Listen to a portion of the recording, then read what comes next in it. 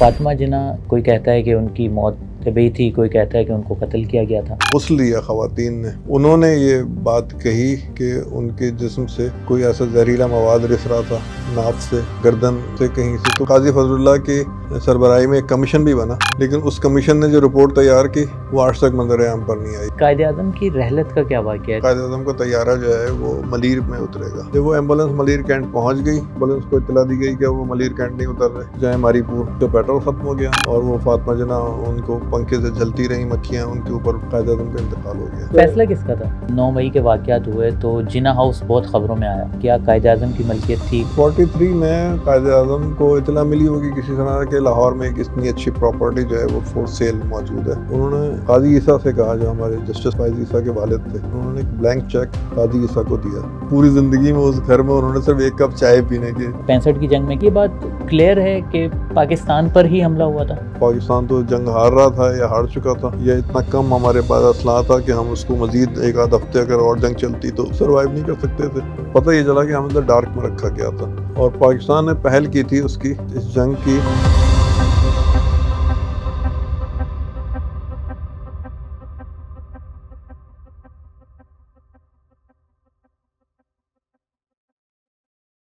अस्सलाम वालेकुम।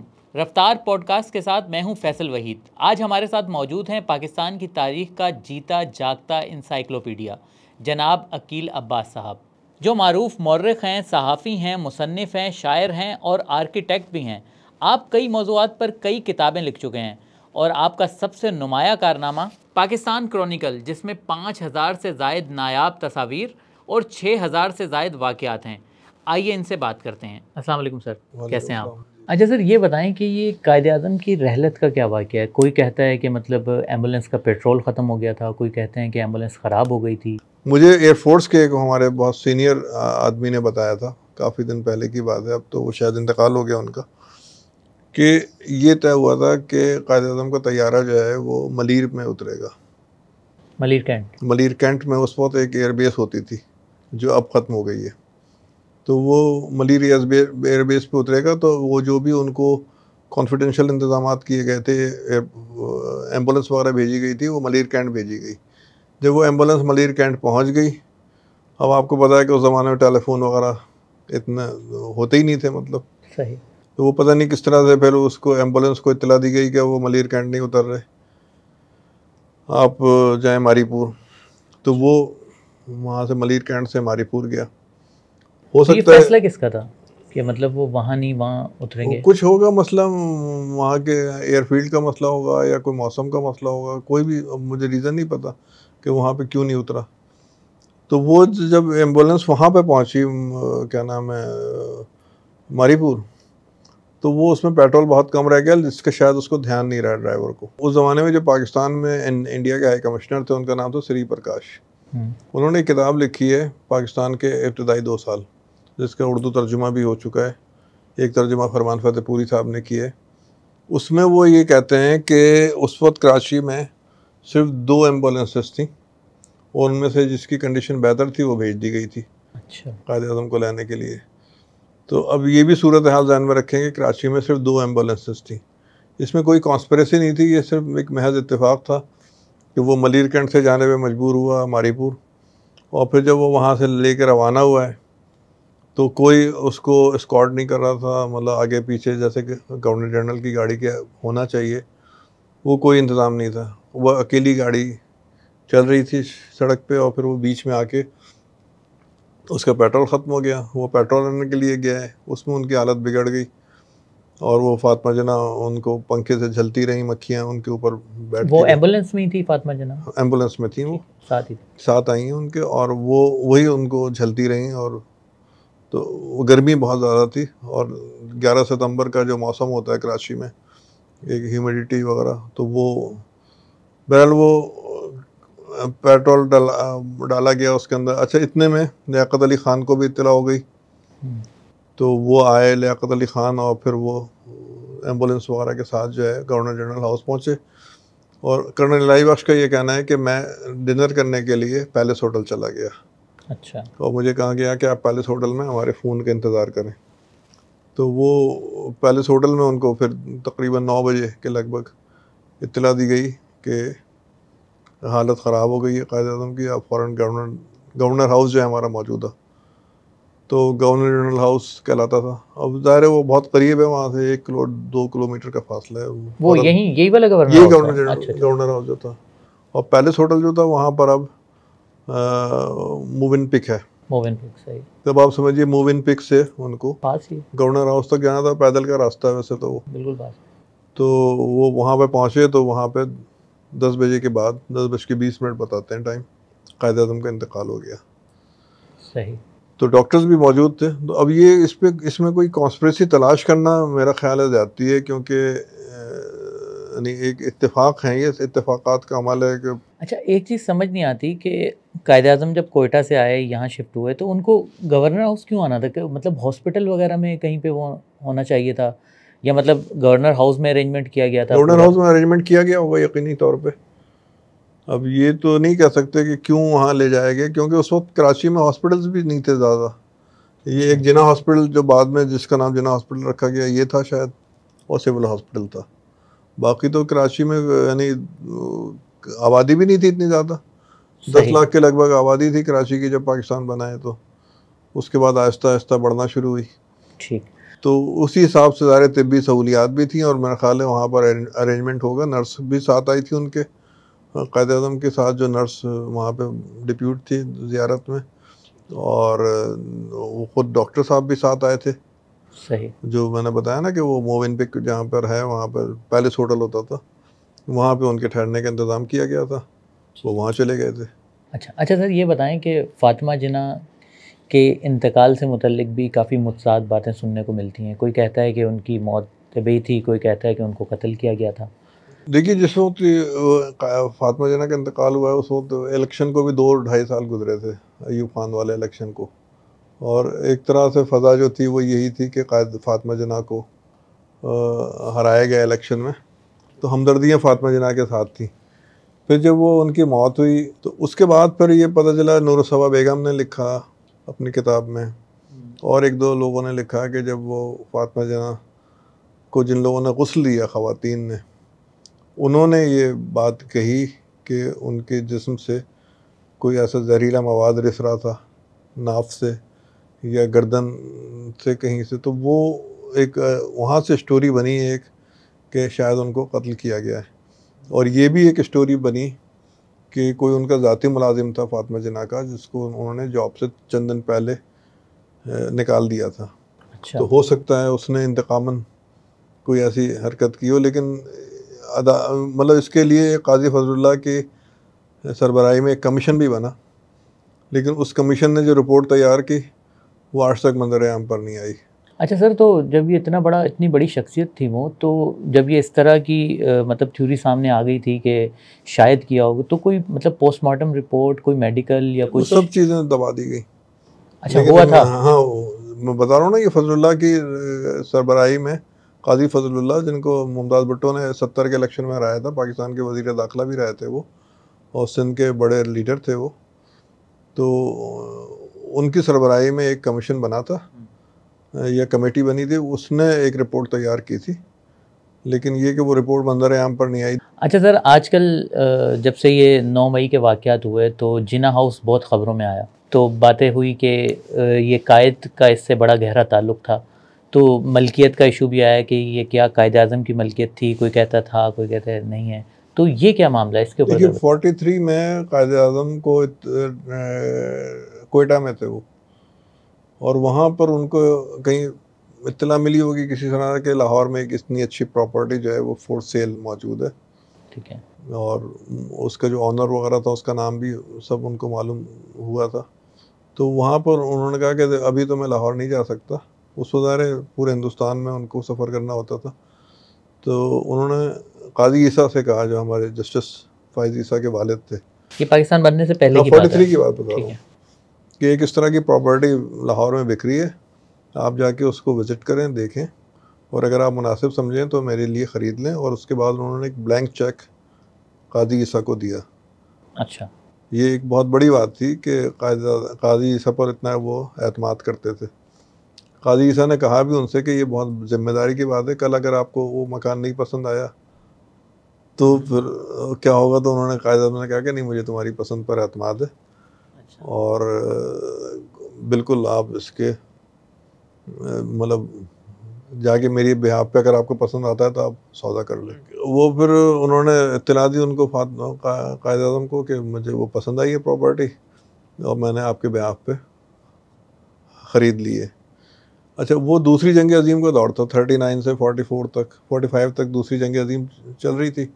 तो उसमें एक फ़ौजी कानून था कि अगर कैंट के एरिया में कोई प्रॉपर्टी ऐसी खाली पड़ी हुई है तो उस पर, और अगर फ़ौज को उसकी ज़रूरत है, ये ब्रिटिश फ़ौज की बात कर रहा हूँ मैं, पाकिस्तानी फ़ौज उस वक्त वजूद में नहीं आई थी, तो ब्रिटिश फ़ौज ने उस पर कब्ज़ा कर लिया और उसमें अपना एक मैस बना दिया जना। उसमें कायद-ए-आज़म को जब ये बात पता चली कि उस तरह से कब्ज़ा हो गया तो उन्होंने लाहौर के कुछ अच्छा, कानून तो ज़ाहिर है कायद-ए-आज़म को भी ये पता था कि ये फ़ौजी कानून है, तो उन्होंने कुछ लोगों को बीच में डाला जिसमें मराते बली वगैरह शामिल थे और उनसे कहा कि आप अपना असर रसूख इस्तेमाल करके इसको खाली करवाएं, लेकिन वो खाली नहीं हो सका। पाकिस्तान बन गया। पाकिस्तान बनने के बाद वही जो प्रॉपर्टीज़ ब्रिटिश फ़ौज की थी वो सारी की सारी पाकिस्तानी फ़ौज की प्रॉपर्टी हो गई। तो ये इस तरह से, लेकिन पाकिस्तानी फ़ौज को भी ये बात पता थी कि ये असल में तो कायद-ए-आज़म की प्रॉपर्टी है। तो अब कायद-ए-आज़म भी वहाँ पे समझ लीजिए थोड़ा सा उन्होंने इस पर इतनी ज़्यादा खाली कराने पर वो नहीं थी, वो गवर्नर यहाँ पे गवर्नर हाउस में रहते थे, फिर यहाँ पे कराची में वो फ्लैग स्टाफ हाउस ख़रीद चुके थे। उन्होंने ये सोचा होगा कि कुछ भी है तो मेरी ही फ़ौज, वो उसके कंट्रोल में है ये प्रॉपर्टी। लेकिन वो वहाँ पर एक दफ़ा गए 47 में, अक्टूबर 47 में उनका एक विज़िट है लाहौर का, और उस वक्त जो भी वहाँ पर कोर कमांडर होगा या उसके हम मनसब कोई आदमी होगा, उससे उन्होंने कहा कि मैं इस अपने घर का विज़िट करना चाहता हूँ। तो उन्होंने ज़ाहिर है उनको वेलकम किया कायद-ए-आज़म को, और वहाँ पे उन्होंने एक कप चाय पी। ये रिकॉर्ड मिलता है कि उस पूरी ज़िंदगी में उस घर में उन्होंने सिर्फ एक कप चाय पीने के, और एक ही बार गए वो, और एक आध घंटे वहाँ पे रहे वो। उसके बाद फिर इंतकाल हो गया। अब वो प्रॉपर्टी फ़ौज के इस्तेमाल में रही। तो फिर जब ये मार्शल लॉ लगाया 58 का, तो फातिमा जिन्ना ने कहा कि ये प्रॉपर्टी वापस की जाए या इसको जो भी है इसका फ़ैसला किया जाए। तो अयूब ख़ान ने कहा, ये फ़ैसला किया कि हम इसे ख़रीद लेते हैं, और फातिमा जिन्ना को इत्तला दी गई कि हम इसको ख़रीदना चाहते हैं। तो वो भी जो भी उसकी कीमत वगैरह तय हुई वो पे की पाकिस्तानी फ़ौज ने। फातिमा जिन्ना को नहीं पे की, वो की कायद-ए-आज़म ट्रस्ट एक था, ठीक है, उस ट्रस्ट को में वो पैसे जमा करा दिए गए और वो उसकी जो ओनरशिप है वो पाकिस्तानी फ़ौज की हो गई। लेकिन फ़ौज ने कायद-ए-आज़म के एहतराम में उसका नाम जिन्ना हाउस बरकरार रखा। अच्छा, फिर ये जो फ्लैग स्टाफ हाउस था हमारा, ये भी ब्रिटिश फ़ौज के दौर में कोर कमांडर ऑफिस था। अच्छा, तो जब कायद-ए-आज़म ने इसको ख़रीदा था तो ये उस वक्त भी खाली नहीं हुआ था। अच्छा, ये भी खाली नहीं हुआ? ये 47 में खाली हुआ है कायद-ए-आज़म। अच्छा, कायद-ए-आज़म एक रात भी नहीं रहे इस फ्लैग स्टाफ हाउस में भी। वहाँ तो शायद एक कप चाय मिल गई थी इनको, यहाँ तो उनको एक कप चाय भी नहीं मिली। अच्छा।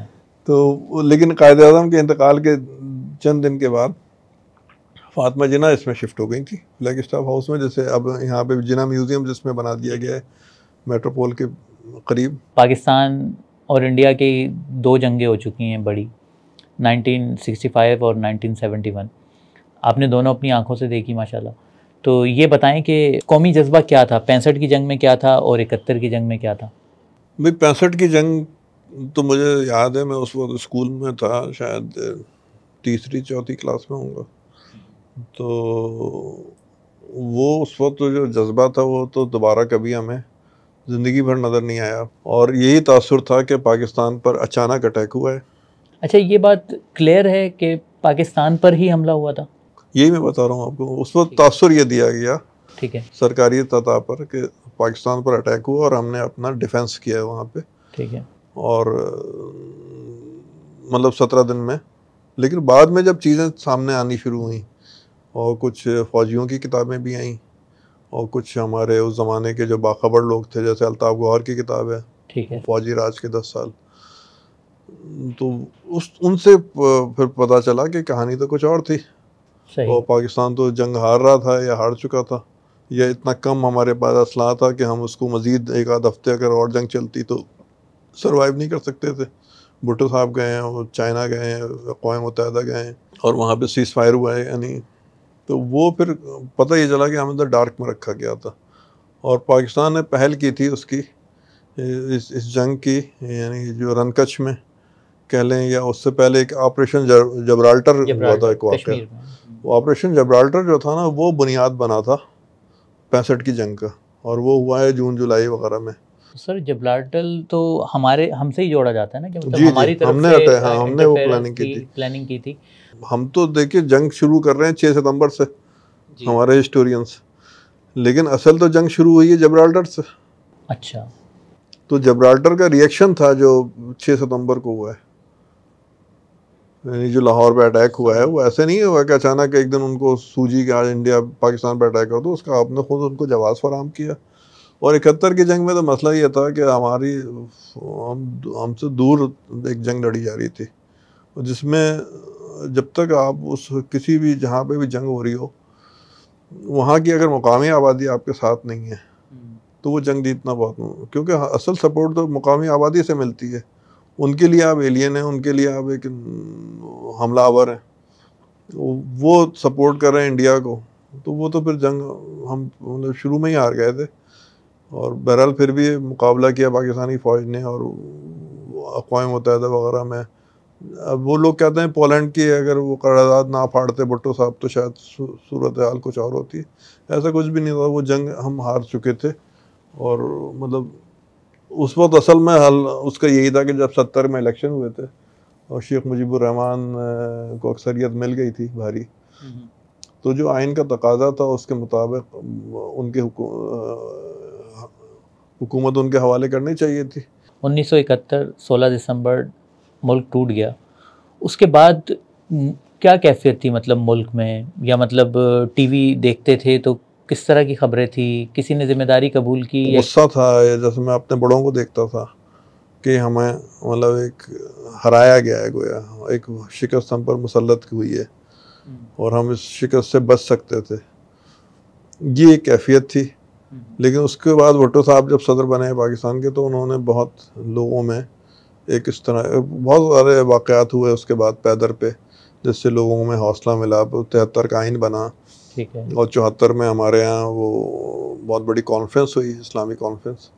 तो इन सब चीज़ों से भी लोगों में थोड़ा सा एक हौसला आया कि हम अब सरवाइव कर सकते हैं। अच्छा सर, ये बताएं कि आईने पाकिस्तान में है कि असम्बलियाँ किसी वजह से अगर डिज़ोल्व हो जाती हैं या अपनी मुद्दत पूरी कर लेती हैं तो 90 दिन में इलेक्शन होना ज़रूरी होता है। तो केपीके और पंजाब की असम्बलियाँ अभी हाल ही में डिज़ोल्व की गई। 90 दिन मामला कोर्ट में भी चलता रहा, कोर्ट ने भी कहा कि 90 दिन में इलेक्शन होना है, 14 मई की डेट भी आई, मगर उसके बावजूद इलेक्शन नहीं हो सके। तो माजी में कोई ऐसी मिसाल मिलती है कि मतलब?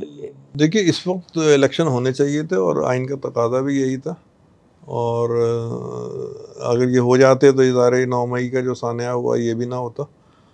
और ये माजी में इसकी जो है वो दो मिसालें मिलती हैं। एक तो जुनूजो की असम्बली जब तोड़ी गई, 29 मई गालिबन डेट थी उसकी, 1988, तो उसके उस वक्त हमारे सदर ममलिकत जो थे वो ज़िया-उल हक साहब थे। तो उन्होंने इसकी तौजीह ये की कि उसमें ये है आइन में, उस ज़माने में जो मुबहम था समय ये कि 90 दिन के अंदर इलेक्शन का ऐलान किया जाएगा।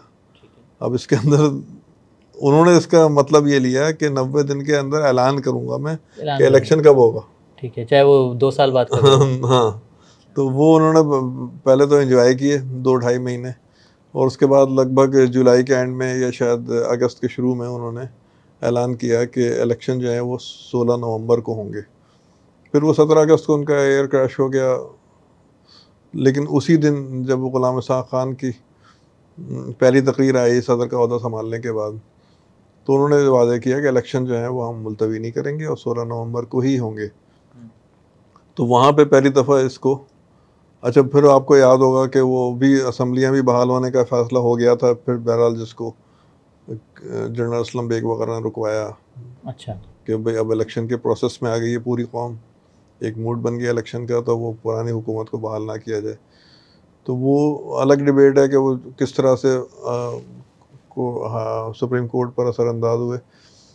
उसके बाद ये आपको याद होगा कि 2007 में, ये ज़्यादा पुरानी बात नहीं है, जब बेनज़ीर का जिस वक्त मर्डर हुआ है, तो उस वक्त इलेक्शन जो थे वो हमारे जनवरी 2008 के पहले हफ्ते में होने थे। सही।